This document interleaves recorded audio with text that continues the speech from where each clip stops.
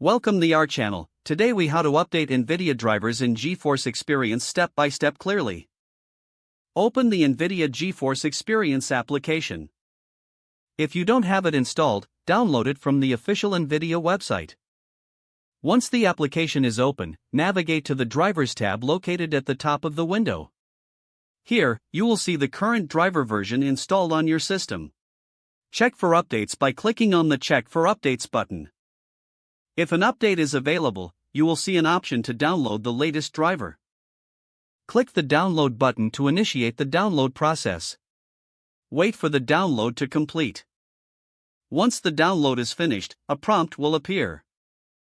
Click on the Express Installation option for a quick setup. If you prefer to customize your installation, select Custom Installation instead. Review the options and select your preferences for installation.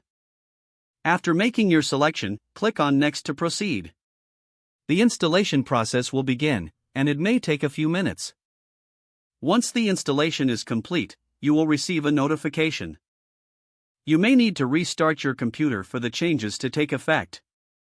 After restarting, your NVIDIA drivers will be up to date. If the page does not load, refresh the browser or try again in a private or incognito window.